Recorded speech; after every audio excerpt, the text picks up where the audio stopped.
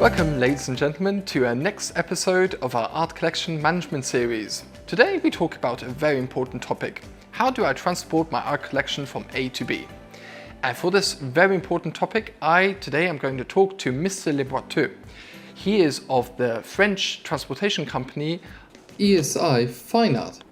Mr. Le Boiteux, can you tell us something about your company? What does it stand for?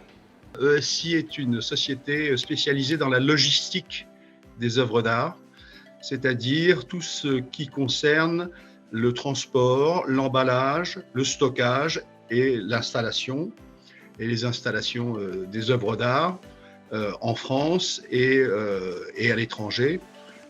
C'est une société qui a eu une dizaine d'années aujourd'hui d'expérience et qui travaille avec l'ensemble des acteurs du monde de l'art. C'est-à-dire on travaille avec les musées, on travaille avec les galeries, les artistes, on travaille évidemment avec les collectionneurs.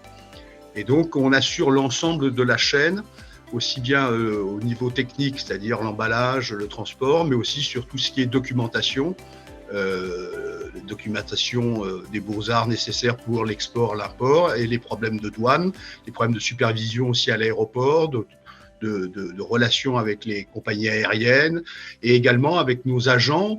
Et on travaille avec un groupe d'agents puisque c'est une niche dans le transport. Le transport d'œuvres d'art est une niche et il y a quelques sociétés dans tous les pays, ou dans beaucoup de pays en tout cas, qui sont spécialisées et qui sont nos correspondants avec lesquels on travaille en réciprocité. Donc voilà notre cœur métier.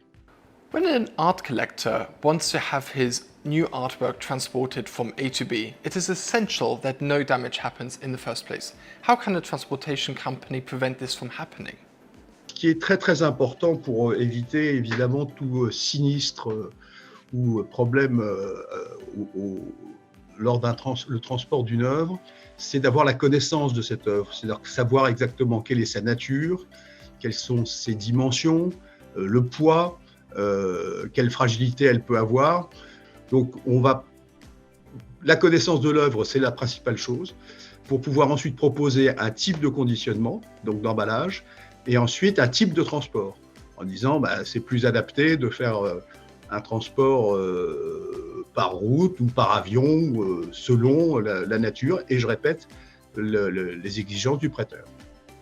And when do you recommend using a transport company, and when is a company like FedEx sufficient? La plupart du temps, justement, les clients, les collectionneurs et autres artistes ou galeristes qui font appel à une société comme la nôtre viennent vers nous parce qu'ils considèrent qu'on a une technicité, qu'on a une expérience et qu'on a une valeur ajoutée réelle dans le transport d'œuvres d'art. During transport, climate fluctuations can be fatal for an artwork.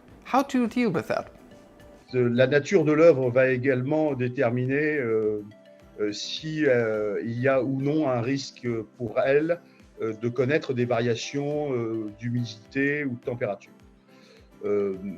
On a pour ça donc deux moyens pour le contrôler, c'est-à-dire qu'on va proposer des caisses qu'on appelle des caisses climatiques, c'est-à-dire qui ont des caractéristiques et qui ont des matériaux que nous utilisons, des mousses très particulières, etc., qui garantissent une stabilité aussi bien de la température que de l'humidité. Et ensuite, on a en tout cas pour ce qui est du transport par camion, tous nos camions sont climatisés. C'est-à-dire qu'on est sur une logique où on a le moins possible de rupture en termes de variation de climat. Donc on a cet outil qui est un emballage spécifique, on a les camions qui sont climatisés. Donc en théorie, de chez le prêteur jusqu'à l'endroit où on va expédier, on a le moyen de contrôler ces variations de température et de garantir une stabilité pour l'œuvre.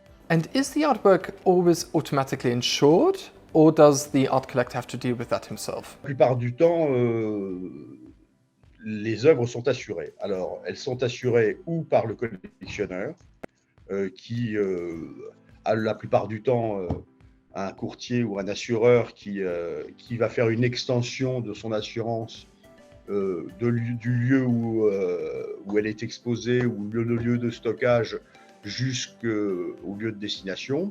Là, on peut nous demander parfois de proposer une solution d'assurance.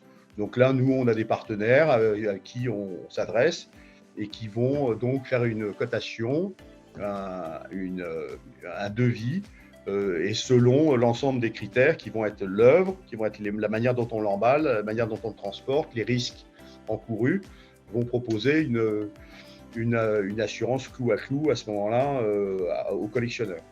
La plupart du temps, avec la question des collectionneurs et des clients privés, ils utilisent leurs propres assureurs. Thank you so much, Mr. Liberateur, for taking part in this interview. Hope to see you soon again.